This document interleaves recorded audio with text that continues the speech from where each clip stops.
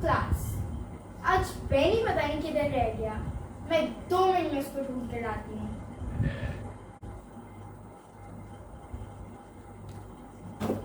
अरे बेनी, तुम्हें क्या हुआ? तुम क्यों बादशाह का कॉस्ट्यूम पहन के घूम रहे हो? खामोश, हद अदब। ये बादशाह का कॉस्ट्यूम नहीं, बल्कि मैं वाकई में एक बादशाह हूँ। बादशाह? कहाँ के बादशाह? दरअसल मुझे संडे स्कूल प्रोग्राम में बादशाह का रोल मिला है, इसलिए मैं थोड़ी तैयारी कर रहा हूँ। बेनी, आज की कहानी में भी बादशाह का जिक्र है, बल्कि 2 बादशाहों का जिक्र है। जरूर कहानी में कोई मेरे जैसा बहादुर और स्मार्ट बादशाह होगा। कहानी में एक तो बहुत जबरदस्त बादशाह है और एक तुम्हारे जैसा भी है। क्या मतलब? चलो कहानी देखते हैं।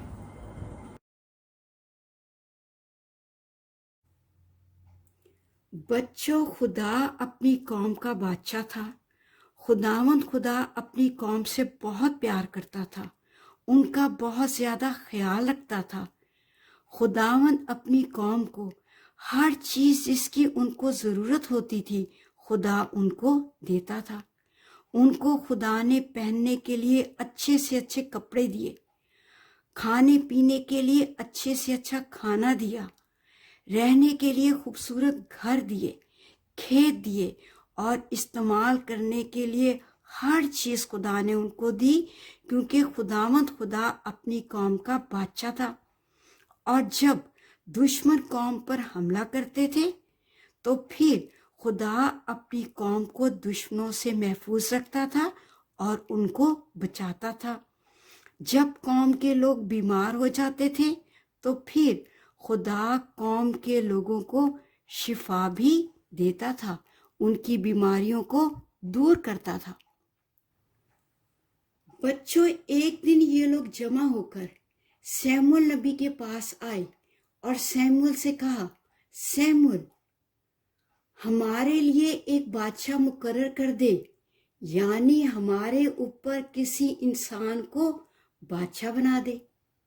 और बच्चों, इन्होंने ये भी कहा, जिस तरह दूसरी कौमों के बादशाह हैं और वो उनकी अदालत करते हैं, उनके फैसले करते हैं, उनका इंसाफ करते हैं, हम पर भी एक बादशाह मुकर्रर कर दे जो हमारी अदालत करे, हमारा इंसाफ करे। तो बच्चों, सैमुअल नबी को इन लोगों की ये बात बहुत ही ज्यादा बुरी लगी, क्योंकि खुदावन इनका बादशाह था। बच्चों, सैमुअल ने खुदा से दुआ की और खुदा से पूछा कि मैं क्या करूं।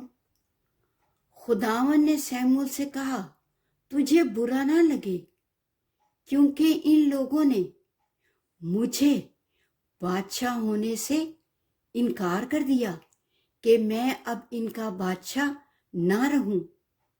तू इनकी बात मान, क्योंकि इन्होंने तेरी नहीं बल्कि मेरी हकारत की है, यानी मेरी बेइज्जती की है।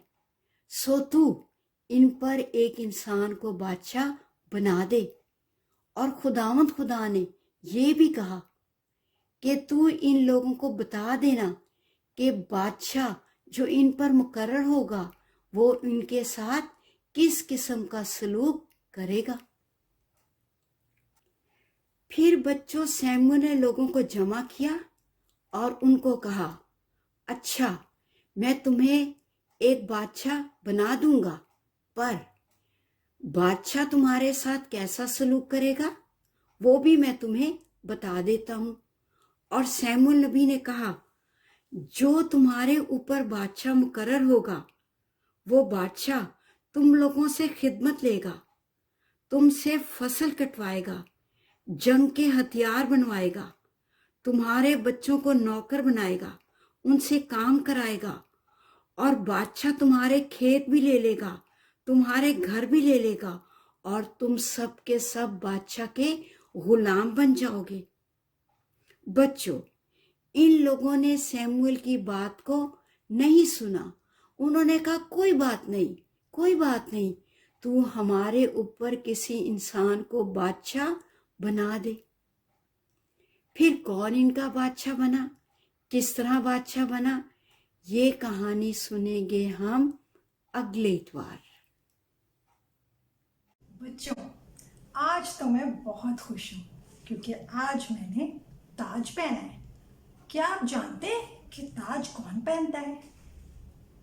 हाँ, बिल्कुल ठीक। ताज तो बादशाह पहनते हैं और बादशाह के पास इख्तियार होता है। सब लोग उनका हुक्म मानते हैं। और आज की कहानी में भी हमने कलाम मुकद्दस में सीखा कि सैमुअल ने बनी इस्राएल को बताया कि बादशाह कैसा होगा। वो उन पर हुकूमत करेगा और उनसे काम करवाएगा और उनकी ज़मीनें ले लेगा।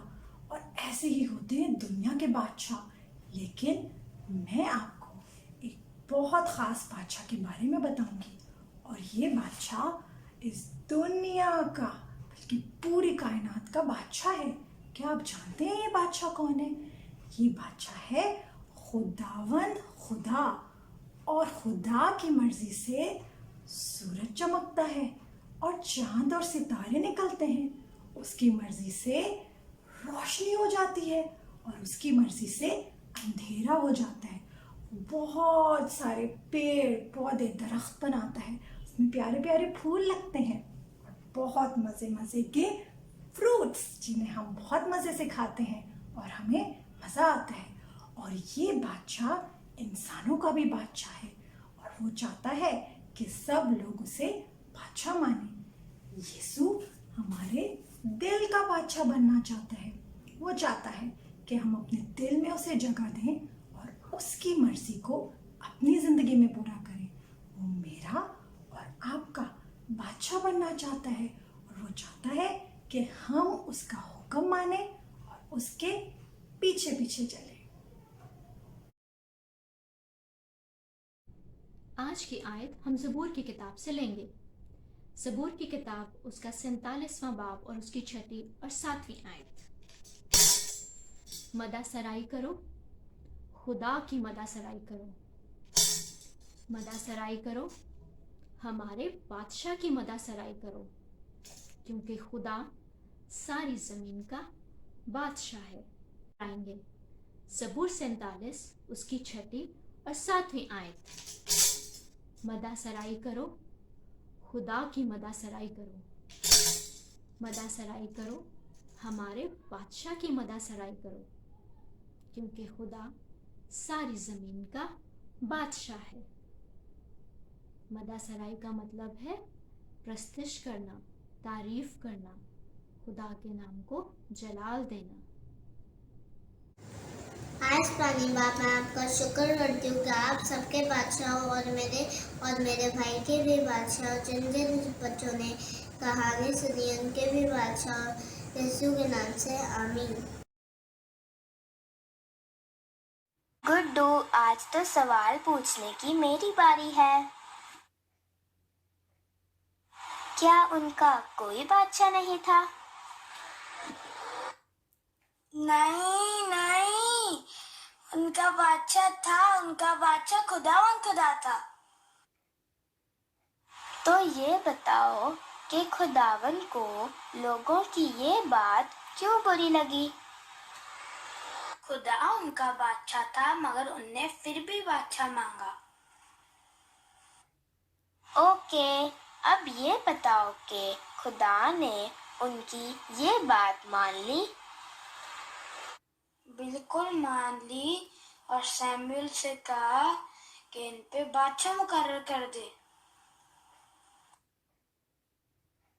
गुड्डू, ये तो बताओ कि कहानी में मिस ने बादशाह के सलूक के बारे में क्या बताया, यानी बादशाह उनके साथ क्या करेगा?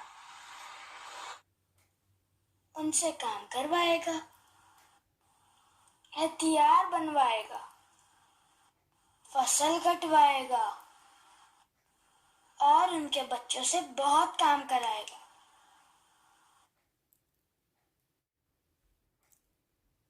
गुड्डू, तुमने तो मुझे हैरान ही कर दिया। तुम इतने छोटे हो लेकिन तुमने कहानी भी गौर से सुनी है और जवाब भी बड़े अच्छे दिए हैं। देखा मैं कितना शायर हूँ।